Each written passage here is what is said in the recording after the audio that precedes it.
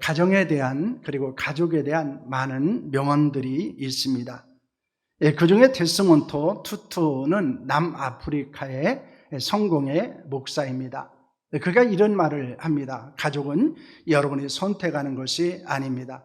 가족은 여러분에게 주신 하나님의 선물입니다 라고는 말을 했습니다. 그런데 이 말을 들으면서 우리는 이해할 수 없다, 때로는 동의할 수 없다라는 생각을 하기도 합니다.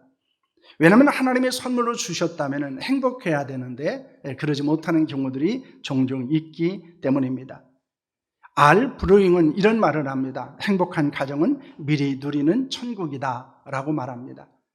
그런데 사실 우리들의 욕심이나 우리들의 잘못이나 때로는 우리들의 실수를 통해서 하나님이 우리에게 주신 이런 행복한 정원, 행복한 가정이 때로는 훼손되기도 하고 하나님의 선물이 우리에게는 선물이 아닌 경우들이 종종 일어나게 된다는 것입니다. 그런데 우리가 이런 행복한 가정이라든가 하나님의 선물이라는 것을 깨닫는 것은 언제입니까?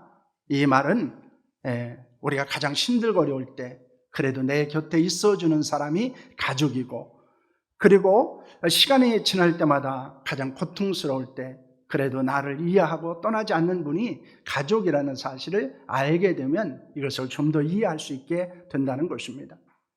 호스피스 사역을 이제 수원에서 이제 부교육자로 사역을 하면서 한 적이 있었습니다. 그때 들어갔던 곳, 그리고 제가 봉사를 다녔던 곳은 세몰 호스피스라고 하는 곳이고 대감이라는 곳에 있었습니다. 거기서는 이제 1, 2층짜리 건물에서 말기 암 환자들이 있는 곳이었습니다. 일주일에 만에 가보면은 거기서 있었던 환자들이 거의 대부분이 바뀌는 경우도 있습니다. 그것은 그만큼 그 많은 사람들이 일주일 새에 돌아가셨다는 것입니다. 그런데 그렇게 고통스러우면서도 그들의 희망을 갖고 기다리는 사람들이 있습니다. 그것은 가족입니다. 가족들 생활이 있기 때문에 자주 오지는 못합니다. 그러나 일주일에 몇 번씩 오는 그 시간을 기다리고 있고, 그리고 또 그들이 와서 때로는 기도해주고, 때로는 손잡아주고, 때로는 몸을 씻겨주는 그런 것들을 소망하고 있는 그런 모습들을 보게 됩니다. 그렇습니다. 우리의 가족은 사실 우리 곁에서 영원히 있어주지 못하지만은 끝까지 우리 곁에 있어주는 사람들입니다. 하나님이 우리에게 주신 이 가정을 우리가 얼마나 행복한 가정으로 세워가느냐, 때로는 하나님이 주신 선물로 우리가 얼마나 잘 가꾸어 가느냐라고 하는 것은 저희들의 거룩한 헌신 가운데 이루어진다는 사실을 우리는 기억해야 합니다. 그래서 그 일본의 어떤 그 목사님은 이런 고백을 하는 것을 읽은 적이 있습니다. 가정은 행복을 저축하는 것이지 행복을 캐내는 것이 아니다. 얻기 위해서 이루어진 가정은 반드시 무너지고 주기 위해서 이루어진 가정은 행복하게 된다라고 말합니다. 여러분, 가정에서 행복을 여러분 누리려고 해서는 안 됩니다. 아니, 행복을 나만 누리려고 해서는 안 된다는 것입니다. 그것은 끊임없이 내가 행복을 주고 심고 그리고 저축했을 때 우리는 함께 행복을 누려갈 수 있다는 것을 우리에게 교훈하고 있습니다. 그런데 완벽한 부모는 없습니다. 완벽한 가족도 없습니다. 완벽한 가정도 없습니다. 여러분, 성경을 읽어보면은 많은 가정들이 나타나 있어요. 그런데 그 가정이 정말 이상적인 가정은 그렇게 드뭅니다. 아브라함 가정 여러분 행복했을 것 같습니까? 아브라함은 자신이 살기 위해서 아내를 자신이 누이라고 속였던 그런 가정이기도 했습니다. 아담과 하와가 이뤘던 가정도 마찬가지입니다. 이삭이 이뤘던 가정도 마찬가지입니다. 야곱의 가정도 마찬가지입니다. 성경에 많은 가정들이 있지만은 정말 이상적인 가정, 행복한 가정을 찾아보기는 매우 어렵습니다. 그런데 오늘 우리는 본문에서 이상적인 가정을 발견하게 됩니다. 그런 아버지, 그런 자녀들, 그런 가정이 되었으면 하는 꿈을 꾸게 만드는 가족을 만나게 됩니다. 바로 그 아버지가 고넬료였고 그의 가정이 고넬료의 가정이라는 것입니다. 오늘은 우리가 가정주의로 지킵니다. 어버이 주일로 지키면서 성경에 나타난 아름다운 가정인 고넬료 가정에 대해서 함께 말씀을 나누었으면 합니다. 그런 가정을 소망하면서 함께 말씀의 은혜를 나눌 수 있기를 축원합니다. 여러분, 고넬료는 어떤 사람이었을까요? 고넬료는 로마의 군인이었습니다. 여러분 1절 말씀을 보실까요? 함께합니다. 가이사랴에 고넬료라는 사람이 있으니 이달리아 부대라는 군대의 백부장이라 라고는 말씀을 하고 있습니다. 그의 직업이 군인이었습니다.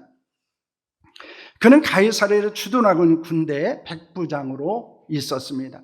가이사랴는 지중해 연안에 위치해지고 있었고 거기에는 로마 총독의 관저가 있었고 그것을 지키는 부대가 있었습니다. 그는 100명의 군인을 관리하고 있었기 때문에 백부장이라고 말합니다. 요즘으로 말하면 한 대대급이었고 그리고 대위 정도로 볼 수 있다고 합니다. 둘째로 고넬료는 경건한 사람이었습니다. 2절 말씀을 보겠습니다. 함께합니다. 그가 경건하여 온 집안과 더불어 하나님을 경외하며 백성을 많이 구제하고 하나님께 항상 기도하더니 라는 말씀을 하고 있습니다. 그의 직업은 군인이었고 그의 신앙은 경건한 사람이었다라고 하는 것입니다. 여러분 고넬료를 표현하는 말이 있습니다. 하나님을 경외했다. 그리고 구제했다. 그리고 기도했다라는 것입니다. 그런데 그 모든 것들 그가 하나님을 경외하고 백성을 구제하고 하나님께 항상 기도할 수 있었던 것은 그가 어떤 사람이었기 때문입니까? 그가 경건한 사람이었기 때문이다 라고 말하고 있습니다. 여러분 하나님을 경외하고 많은 사람을 구제하고 하나님께 기도하는 것은 경건한 사람들에게 나타나는 모습이라는 것입니다. 그렇기 때문에 경외와 구제와 기도는 경건한 사람이 맺는 열매라는 것을 우리에게 말씀하고 있는 것입니다. 성경은 경건에서 무엇이라고 말하고 있습니까? 경건을 헬라어로는 유세베스라고 말합니다. 하나님을 두려워하는 것을 말하고 있고 신앙이 깊은 것을 말합니다. 바울이 예수를 만나 눈에 보이지 않는 상태로 다메섹에 들어가게 됩니다. 그때 아나니아가 바울에게 완수하여 눈을 뜨게 만들었습니다. 그런데 그 아나니아를 가리켜서 무엇이라고 말합니까? 경건한 사람으로 다메섹에 사는 모든 유대인들에게 칭찬을 듣는 사람이라 이렇게 말합니다. 그러니까 이 아나니아는 경건한 사람이었습니다. 경건함으로 사람들로부터 칭찬을 받는 사람이었습니다.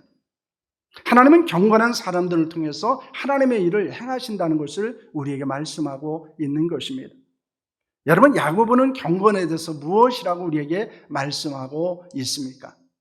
야고보서 1장 26절에서 27절까지 말씀입니다. 함께합니다. 누구든지 스스로 경건하다 생각하며 자기의 혀를 재갈 물리지 아니하고 자기의 마음을 속이면 이 사람의 경건은 헛것이라. 하나님 아버지 앞에서 정결하고 더러우면 경건은 곧 고아와 과부를 그 환난 중에 돌보고 또 자기를 지켜 세속에 물들지 아니하는 그것이니라는 말씀을 합니다. 여러분 야고보서는 믿음과 행함의 일치를 강조하고 있는 서신입니다. 믿음은 행함이 있는 것을 이야기합니다. 행함이 없는 믿음은 죽은 믿음이라고 말하고 있습니다. 그런데 그 행함이 있는 믿음은 무엇으로 나타납니까? 경건한 삶으로 나타나야 한다는 것입니다. 그렇다면 그 경건한 삶은 어떻게 나타나야 됩니까?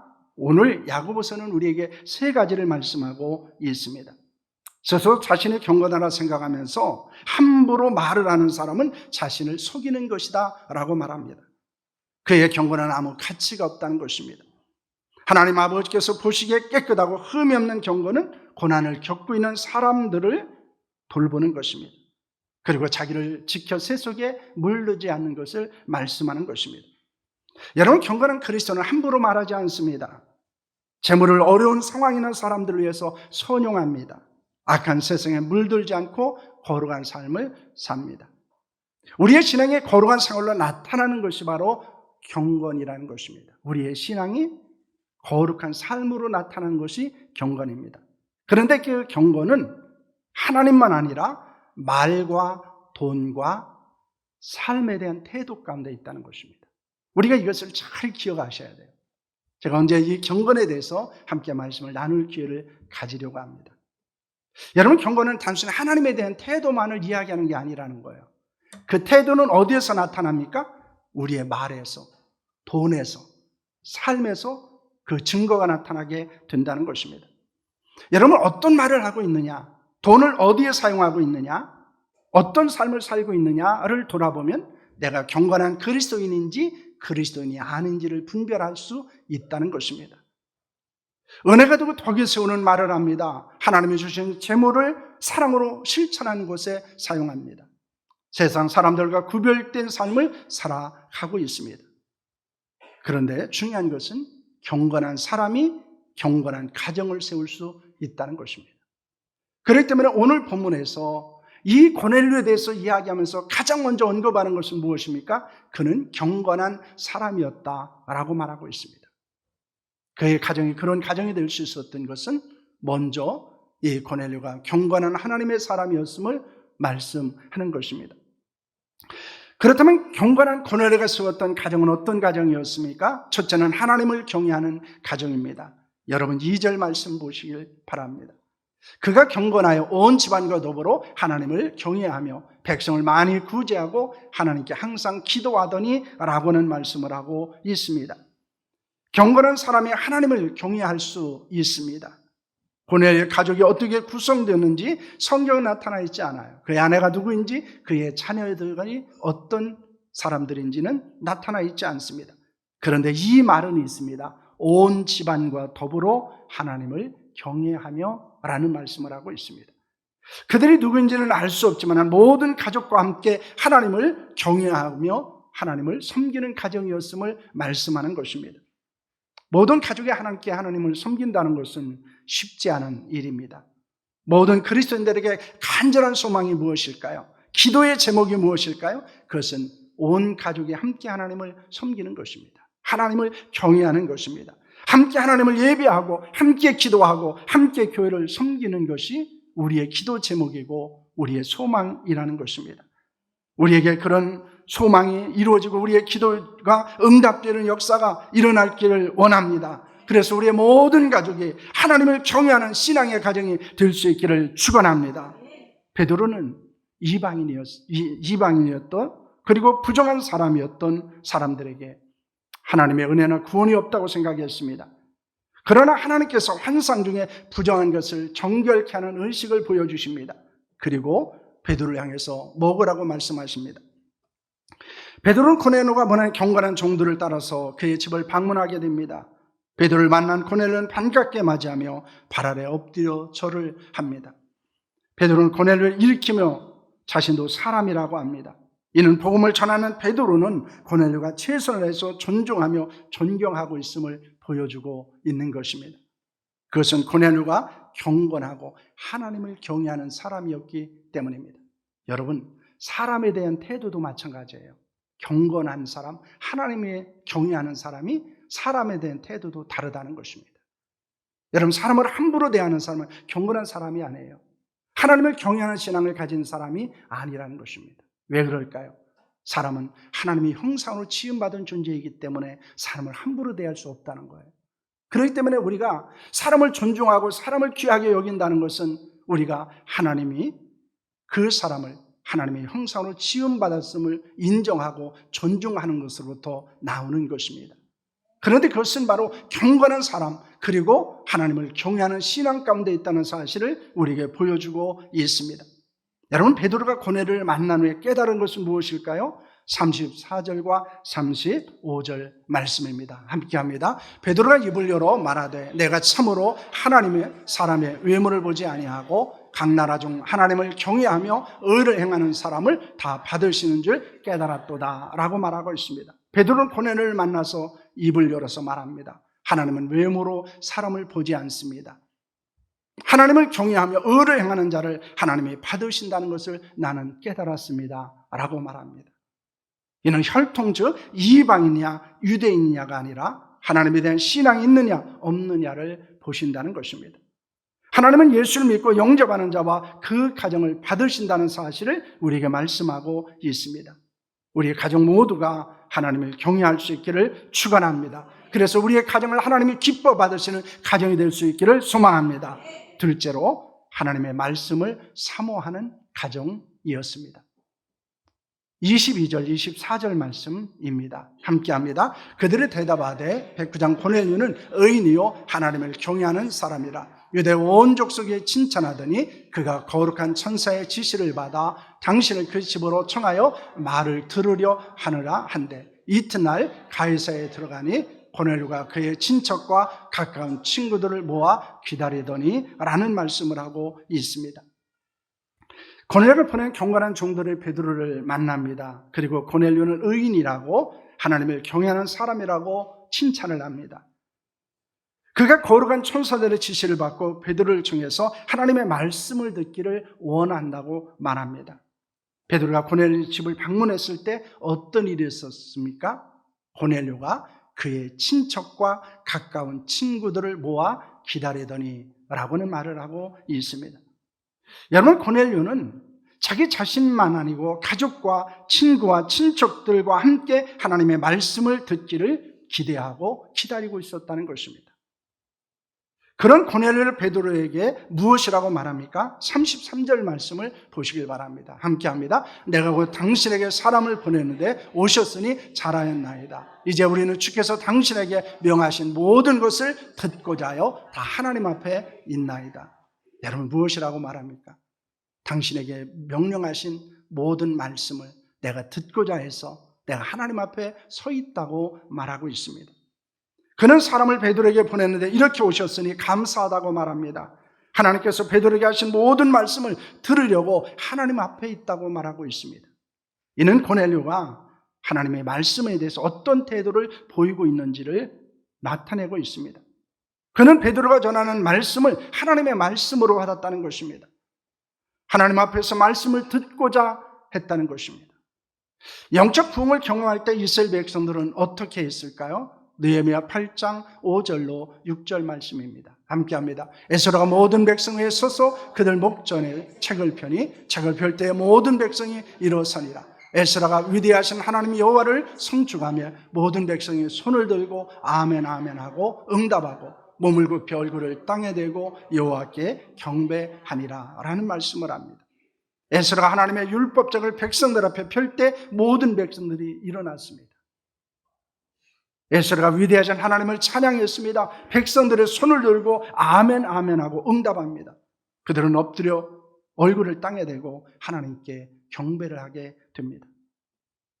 하나님의 말씀을 사모하고 믿음으로 응답했을 때 이스라엘의 영적 부흥의 역사가 일어났습니다. 하나님에 대한 태도를 알 수 있는 것은 말씀에 대한 태도입니다. 우리가 이것을 잊지 않아야 합니다. 여러분, 하나님의 말씀을 들리지 않습니까? 하나님의 말씀을 듣는 시간을 여러분 소홀히 하십니까? 하나님의 말씀을 가까이 하지 않습니까? 그렇다면 우리는 하나님을 멀리하는 것입니다. 하나님을 존중하지 않는 것입니다. 반드시 하나님에 대한 태도는 말씀에 대한 반응으로 나타날 수밖에 없기 때문입니다. 우리가 하나님의 말씀을 하나님의 말씀으로 받을 때, 그리고 그것에 대해서 믿음으로 반응했을 때 하나님의 말씀의 역사와 능력을 경험할 수 있는 줄로 믿습니다. 우리의 가정이 하나님과 말씀을 중심으로 온전하게 세워질 수 있기를 축원합니다. 그런 가정이 세워졌을 때 우리의 가정이 진실로 하나님이 원하시는 아름다운 가정이 되어질 수 있다는 것입니다. 셋째는 구원의 은혜를 받은 가정이었습니다.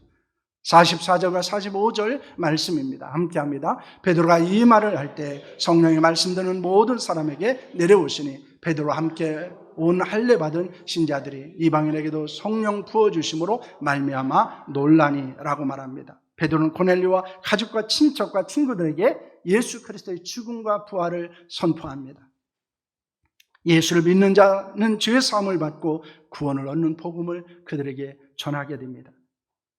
베드로가 복음을 전하고 있으다 성령이 말씀을 듣는 사람들에게 임하게 되었습니다. 성령이 임했다는 것으로 인해서 유대인들이 놀라게 됩니다. 왜냐하면 이방인들에게 성령이 임했다는 것은 이방인들에게도 구원이 임했다는 것이기 때문입니다. 그들은 방언을 하고 하나님을 찬양하게 되었습니다. 이는 복음을 들은 자들이 예수님을 구주로 영접하고 제사함과 구원을 받았다는 것입니다. 이방인이었던 고넬료와 그의 가정이 구원의 은혜가 임하게 된 것입니다. 그러자 베드로는 어떻게 했습니까? 48절 말씀입니다. 함께합니다. 명하여 예수 그리스도의 이름으로 세를 베풀라 하니라. 그들의 베드로에게 며칠도 머물기를 청하니라는 말씀을 합니다. 베드로는 복음을 듣고 구원을 받은 고넬료와 그 가족들에게, 사람들에게 예수 그리스도의 이름으로 세례를 베풀었습니다. 베드로가 그들에게 세례를 베풀어서 이방인에게도 성령과 구원이 임했음을 선포하게 된 것입니다. 또한 구원을 받은 자로 합당하게 살아갈 것을 그들에게 요청한 것입니다. 고넬료의 사람들은 베드로의 일행을 며칠 더 머물기를 청합니다. 아마 그들은 며칠을 함께 머물면서 말씀과 교제를 깊이 나누게 되었을 것입니다. 혹시 온 가정이 예수를 믿고 구원을 받지 못한 가정이 있습니까? 우리의 가족 모두가 복음을 듣고 구원받을 수 있기를 축원합니다.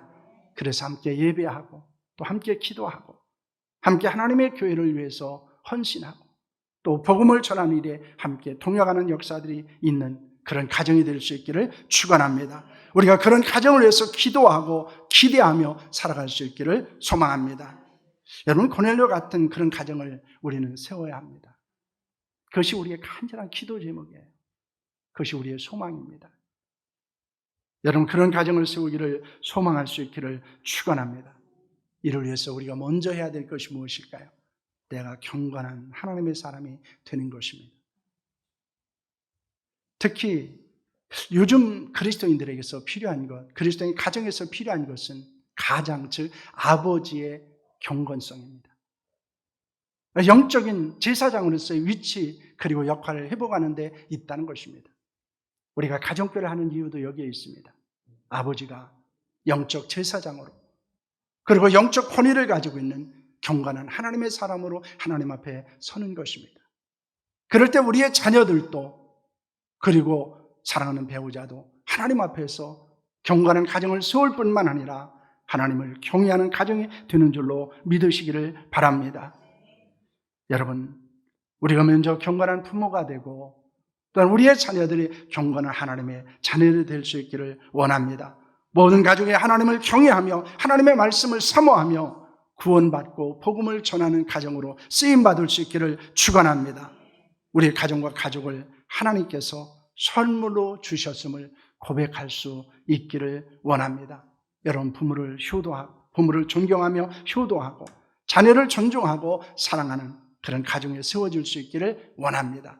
특별히 우리가 내가 먼저 경건한 하나님의 사람이 되고 경건한 하나님의 가정을 세우고 그래서 하나님을 경외하는 가정, 하나님의 말씀을 사모하는 가정, 그리고 구원을 받고 복음을 전하는 가정으로 하나님께서 크게 쓰임받는 귀한 가정이 될 수 있기를 축복합니다. 하나님은 우리에게 가정을 주신 것은 우리를 축복하기 위함입니다. 그 속에서 하나님이 주는 행복이 무엇인지 그리고 천국의 기쁨이 무엇인지를 우리에게 경험하기 위해서 주셨다는 것입니다. 이를 위해서 중요한 것은 내가 경건한 하나님의 사람이 되는 것입니다. 그리고 하나님을 경외하는 가정을 세우는 데 있습니다. 하나님의 말씀을 중심으로 세우는 가정이 되어야 합니다. 뿐만 아니라 구원받은 가정으로서 또 우리의 가정에 주어진 사명들이 무엇인지를 발견하고 그것을 감당할 수 있는 가정이 될 수 있기를 원합니다. 우리의 가정을 통해서 더 많은 사람들이 복음을 들었으면 좋겠습니다. 우리의 가정들을 통해서 더 많은 영혼들이 구원받는 역사가 일어날 수 있기를 소망합니다. 그래서 우리의 인생이 끝날 때 정말 우리가 사랑하는 가족을 바라보며 이렇게 고백했으면 합니다. 당신이 나의 가족이었기 때문에 행복했습니다.